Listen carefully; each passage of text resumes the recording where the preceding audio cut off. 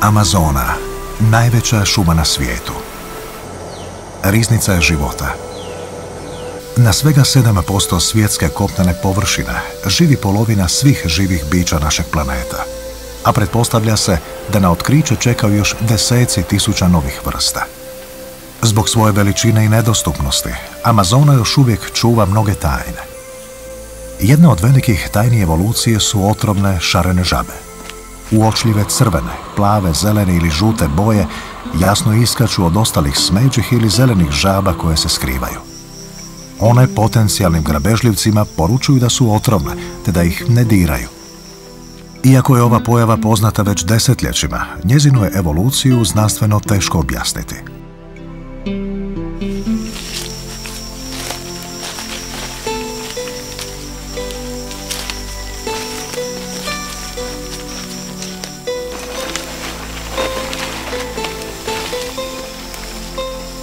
Da bi istražili evoluciju tih žaba, hrvatski biolozi Olga Jovanović i Goran Šafarek uputili su se u Ekvador.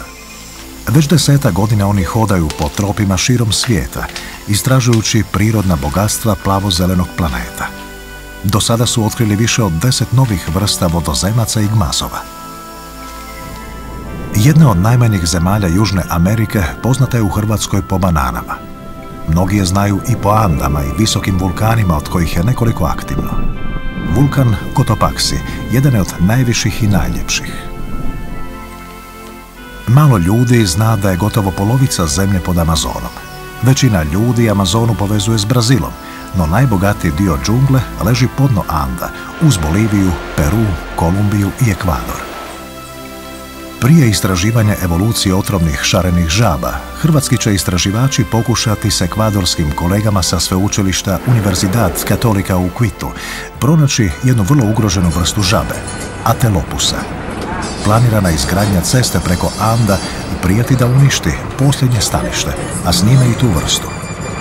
Da bi je pronašli, spustili su se 2000 metara s visoravni Anda prema istoku.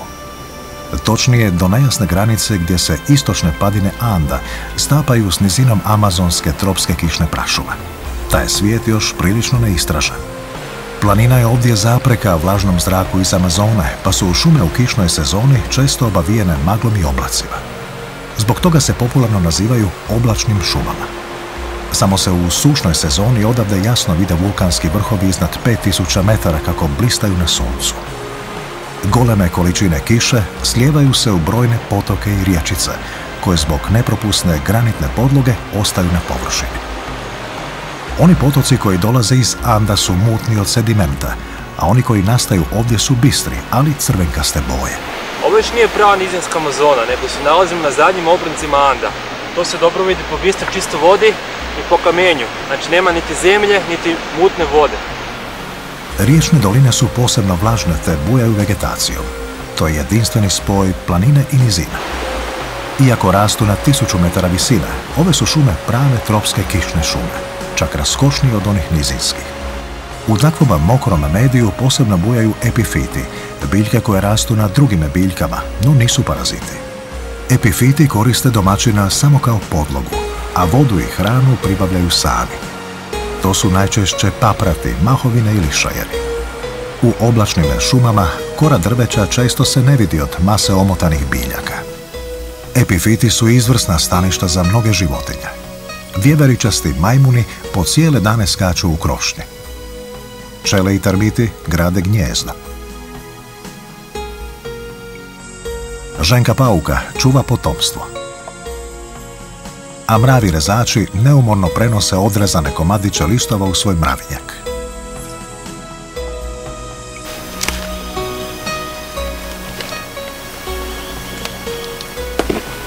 U sveopćem zelenilu među epifitima se svojim šarenilom ipak ističu neke biljke.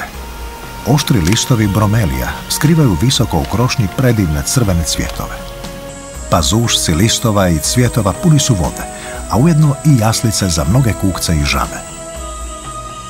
Cvijeća na šumskom prizemlju gotovo da i nema, jer se vrlo malo svjetla probija kroz guste krošnje. U tropskoj kišnoj šumi život se preselio na više katove. Da bi biljke iskoristile što više svjetla, listovi su se razvili u mnoge oblike, a neki od njih su golemi. Listići mimoze skupljaju se pak i na najmanji dodir. Kiša može pasti u svakom trenutku, bez najave. Hrvatski istraživači su došli u Amazonu usred kišne sezone kada je u Hrvatskoj zima. Valja se naviknuti na stalnu vlagu i blato. Pljusak je u džungli najobičnija stvar. Jedanput kada počne više nema spasa. Čovjek je mokar do gole kože.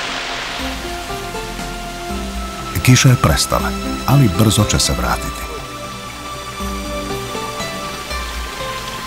Kretanja uvelike otežavaju strmi klanci. Skliski su i brzo se napune vodom u kišnoj sezoni. Cijela mreža tih potočića napaja rječice, a svi će završiti u moćnoj rijeci Amazoni.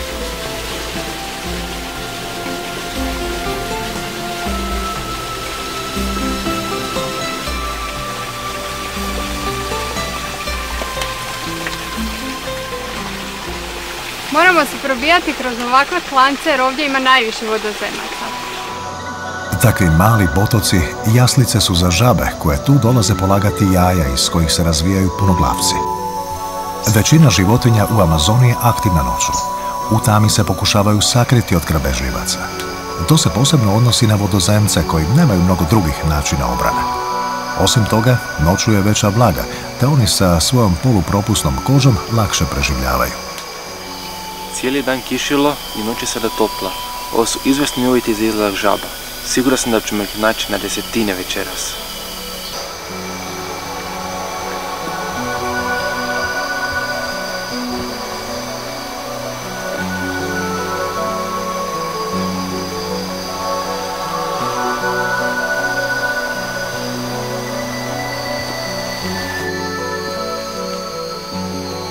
Pronaći žabe nije lako. Treba dobro otvoriti oči i tražiti na šumskom tepihu ili lišću.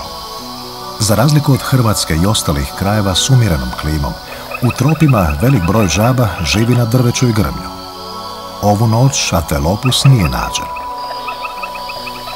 Ova uspavana zelena ljepotica je jedna od 440 vrsta žaba koje žive u Ekvadoru. U Hrvatskoj za usporedbu živi svega 13 vrsta žaba. Esta biodiversidad de ranas en Ecuador puede ser explicada por, en especial, factores como el terreno, el clima que existe aquí. Tenemos la cordillera de los Andes cruzando todo el país y eso provee una cantidad inmensa de hábitats, de lugares donde estas ranas pueden vivir. Y eso también provoca una gran variedad de climas. Climas como bosques húmedos tropicales como estos bosques secos, bosques nublados, los páramos. Ova blatnjava cesta za mene dopiru najdublje, najstrmije dijelove džungle. Nažalost, ona uništava posljednja staništa atelopusa. Radovi sada u kišnoj sezoni stoje, jer je blato prevelika prepreka za daljnju izgradnju. Nije problem samo cesta, nego i naseljenici iz Anda koji dolaze za njom. Kao stranci, u džungli nemaju nikakve emocionalne veze sa šumom i nemilosrdno je krče da bi sadili šećernu trsku ili banane. Siromašno tlo može podnijeti novi teret svega nekoliko godina, te ju naseljenici napuštaju i sijeku novi komad šume. I tako svakih nekoliko godina. Za kratkoročnu ekonomsku korist umjesto veličanstvene šume ostaje samo neplodna šikara.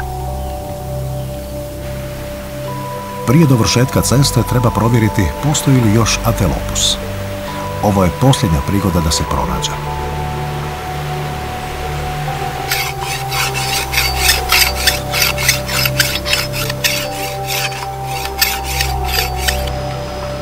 Dobro izoštrena mačeta i čvrsta ruka nužni su za napredovanje kroz džunglu.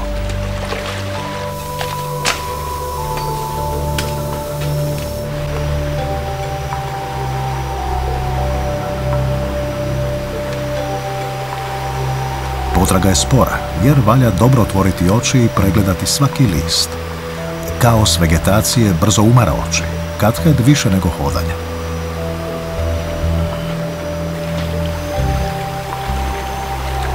Srušena stabla preko rijeka izvrsni su priručni mostovi, ali treba dobro održavati ravnotežu na skliskoj kori.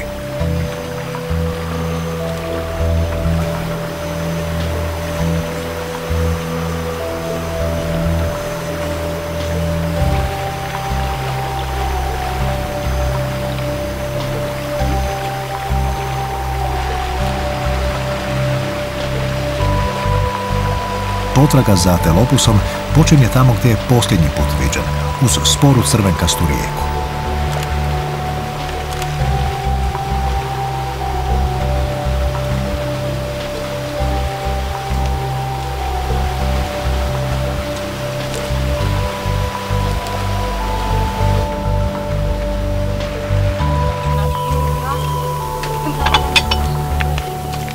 Stanka za ručak je kratka, no dovoljna da se znanstvenici okrijeme.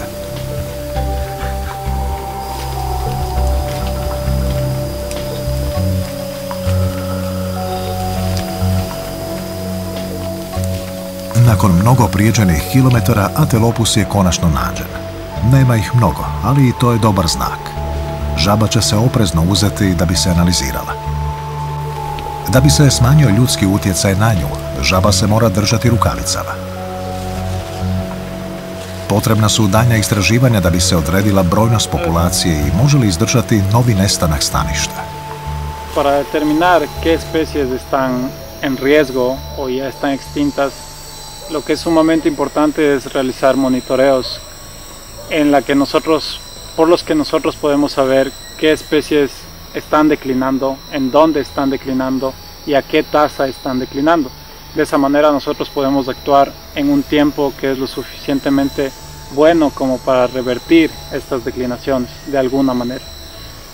Lo que hemos hecho aquí en Ecuador es que hemos estado monitoreando a una especie de atelopus para comenzar, eso es en el sudeste de Ecuador. Najvažnije je sada uzeti bris tkiva da bi se utvrdilo je li ova populacija ugrožena smrtonosnom gljivicom hidridom.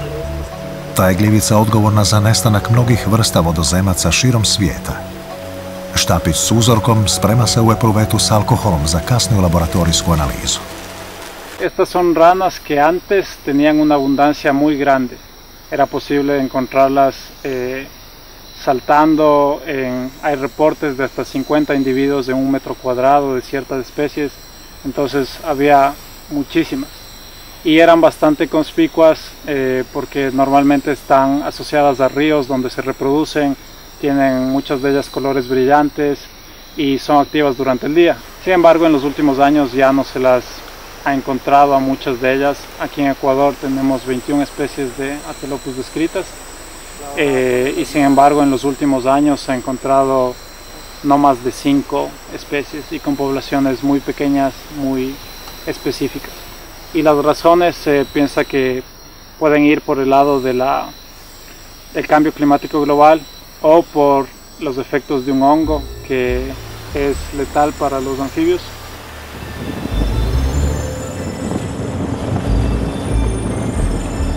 Poslije sliva Amazone u Andama, hrvatski istraživači kreću rijekom Napo u pravu nizinsku tropsku kišnu šumu, u nacionalni park Jasuni.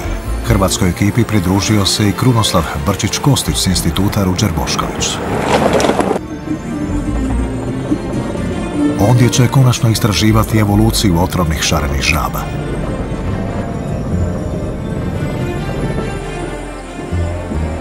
Golemi Jasuni nalazi se u srcu ekvadorske džungle, a pristup je dopušten samo znanstvenicima.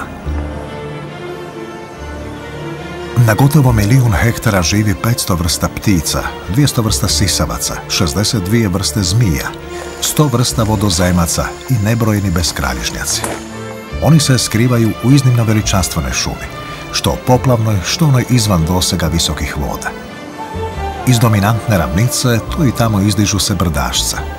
Cijelo su to područje tijekom proteklih milenija oblikovale rijeke. Gotovo 300 km sjeverne granice opasuje golema rijeka Napo.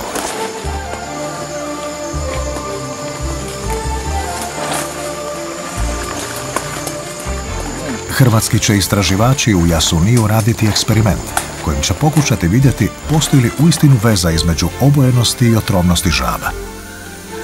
Prvo moraju odabrati povoljnu lokaciju, a to mogu samo izviđanjem terena. Prvo ovakva istraživanje radila sam prošle i pretprošle godine na Madagaskaru u sklopu mog doktorata. Ovo istraživanje koristimo priliku da napravimo nešto slično, da usporedimo južnoameričke vrste sa vrstama s Madagaskara koje, iako su evolucijski vrlo udaljene, zapravo imaju jednake prilagodbe. Iako ostale žabe nisu važne za znanstveni rad, biolozi svejedno ne mogu odoljeti biološkoj raznolikosti vodozemaca u Jasuniju.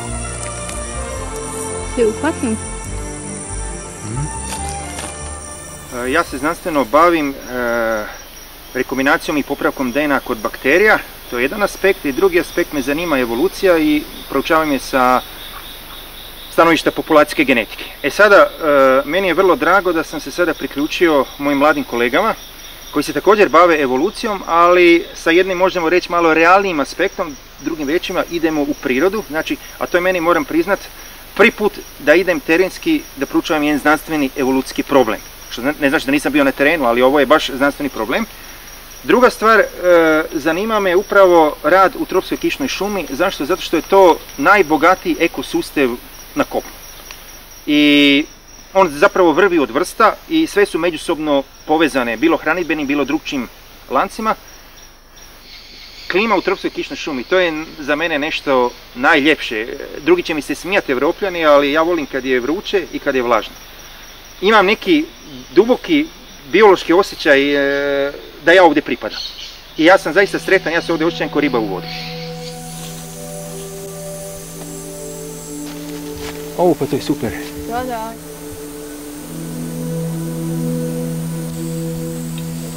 Nemam ja tako dugačke noge. Potoci zbog blata stvaraju probleme pri prelasku, no s iskustvom to postaje lako.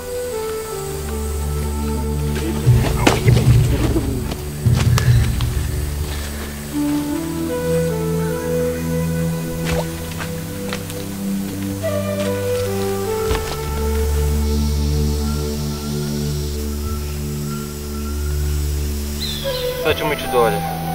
To je najbrži put. Ali nećemo fulati, još imamo dan svjetla. Znači imamo 1 sat dana. 1 sat dana, je dobro, to je drugo. Jer ako se izgubimo po noći, bit će svašta. Nemamo lampe. Da. Eto, prvi dan u džungli nismo uzeli lampu.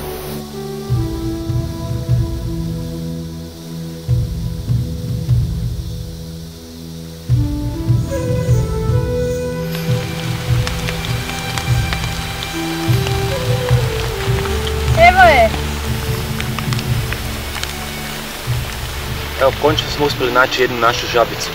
Nije bilo lako jer se skriva među ovim lišćem, tako da je trebalo puno napora. Iako su joj leđa crvena, međutim, vrlo se teško vidi kad je ovako ščurena. Ova žaba predmet naših istraživanja. Lijepo se vidi njena crvena otrovna leđa.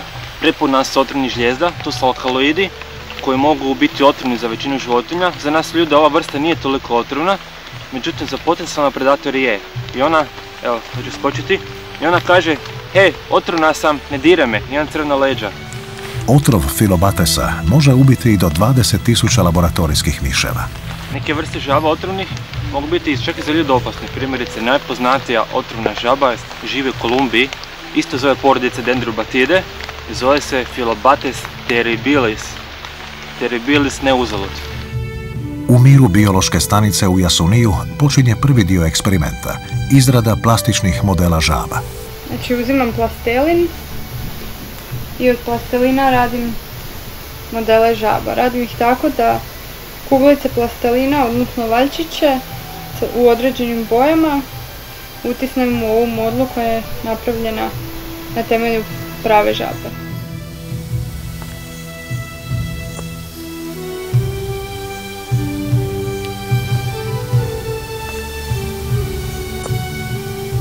Počinje druga faza eksperimenta.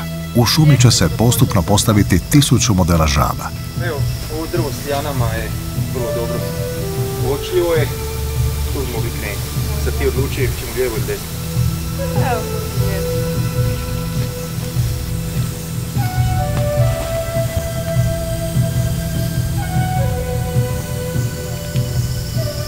na ovom transektu postavljamo 3 vrste modela.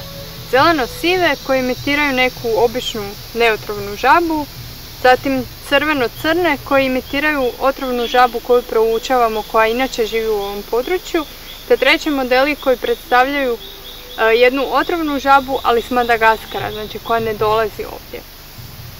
Promatrat ćemo reakcije predatora na naše modele i analizom ćemo utvrditi da li postoji statistički značajna razlika između predacije na različite vrste. Svaki se model označava vrpcom da bi se poslije lakše našao. Potom se ispod vrpce položi model. Naranđasto, veliko drvo desno.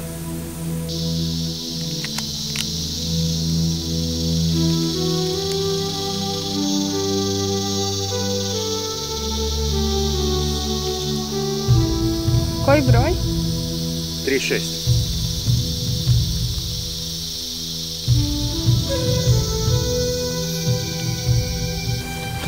Znanstveni posao za danas je gotov. Postavljeno je prvih 100 modela. Ostatak će se postavljati svakodnevno sljedećih 10 dana. U povratku su hrvatski istraživači naišli na jezero. To je zapravo mrtvica preostala od starog rukavca. Tu sada vladaju močvarni uvjeti koje su prihvatile mnoge životinje.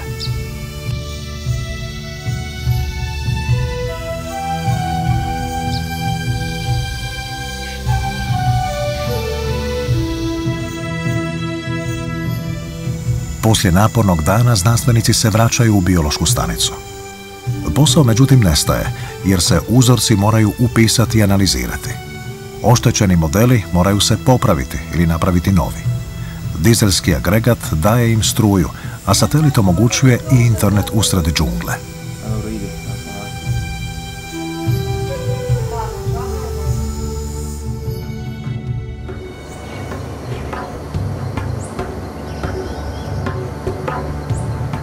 Prije 2 dana smo postavili modele, sad smo došli vidjeti što se s njima dogodilo, da li su ih neki predatori uništili ili pomirili i tako dalje. Prvo je potrebno naći model, odnosno vrpcu kojom je označen. To je nerijetko najteži dio posla. A, vidim ga, tu je trakica. Trakica 1 do 4. Tu je. Da. Evo ga. Zeleni, neoštećen. Model 1 je 0 reakcija. Imamo 4 vrste reakcije, znači 0 je kad nema nikakve reakcije, 1 je ako je model samo pomaknut, 2 je ako je zagrižen, 3 je ako je jako izgrižen i neprepoznatljiv i 4 ako je odnešen sa mjesta, znači ako ga ne možemo naći.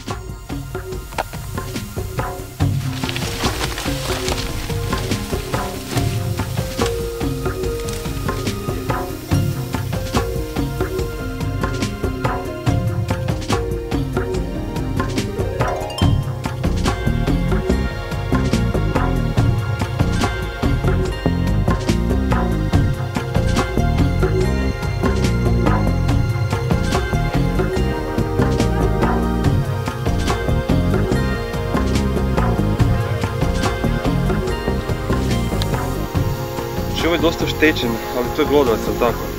Da, izgleda. Gledan je sa svih strana, tako da to nije pravi predator. Znači, kad imamo glodavce, to zapravo nisu naša prava ciljna skupina, nego su nam ptice i zmije. Glodavci su noćne životinje, one jednostavno ne mogu vidjeti boju, nego one dolaze po mirisu. Dugotrajan boravak u džungli, osim znanstvenog rada, izvrsna je prigoda za promatranje živog svijeta.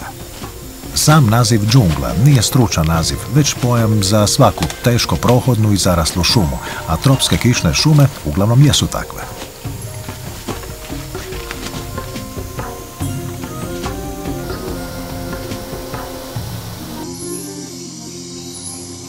Ovako dugačko veliko potporno korijenje je tipično za nizinsku tropsku kišnu šumu.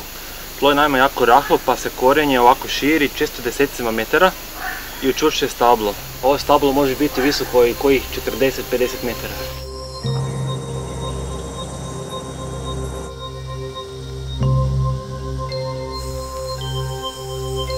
Vrijeme polako prolazi. Na spavanje se odlazi nakon isključivanja agregata u 10 sati, a buđenje je svaki dan sa zorom.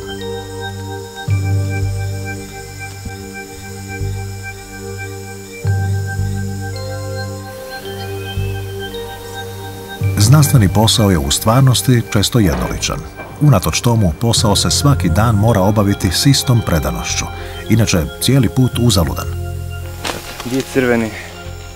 Joj, ne znam, ne vidim ga nigdje. Znači, može biti da pod lišćem? Čekaj, šta je ovo? Vidi stvarno, ne mogu vjerovat. Termiti su od njega napravili mali termitnjak. Nevjerojatno.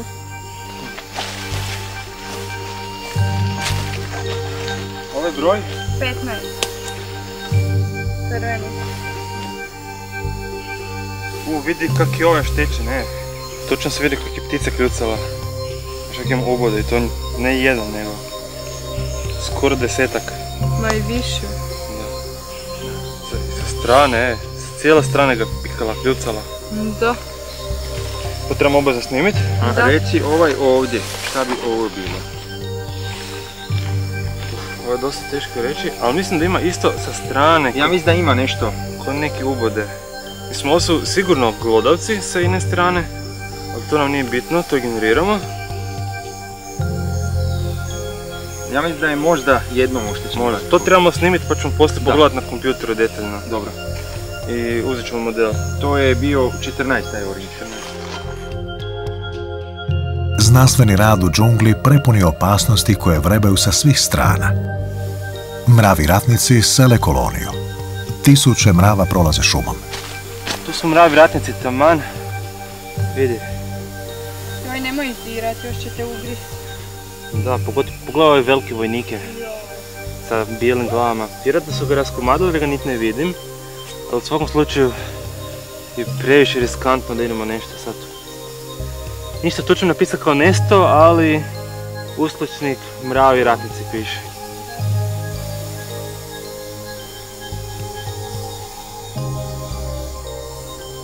Moramo biti jako oprezni kad pregledamo odijelo. Kod ovakvih korenja tu se znaju skrivati zmije otrovnice. Moramo biti jako oprezni. Čak nas tu zmije otrovnicu grize, onda nas stvarno nema spasa. Imamo problema s ubodima. Stalno, neprestano nas grize nešto. Međutim, nisu toliko problem komarce koje se možemo pošpricati i koje možemo čak i ubiti, spriječiti, nego mikroskopski sitni organizmi kao što recimo grijenje. Toliko su malo da uopće ne možemo vidjeti i ulaze u folikule dlaka.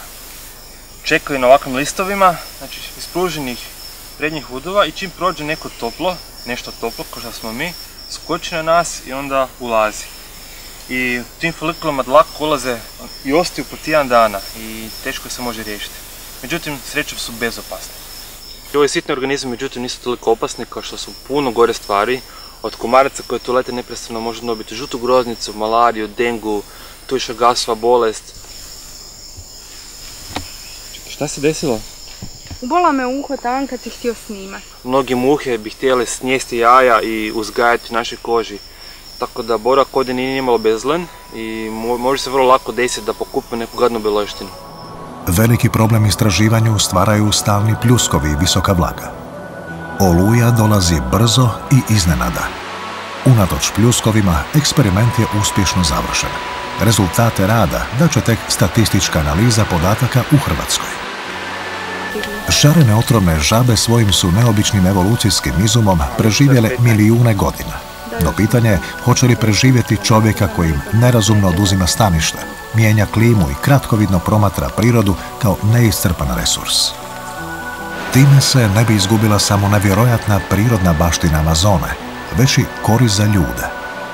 Ove su žabe prava riznica alkaloida i ostalih kemijskih spojeva koji imaju primjenu u farmaceutskoj industriji. Postoji opasnost da mnogi potencijalni lijekovi ostanu neotkriveni prije nego što zauvijek nestanu.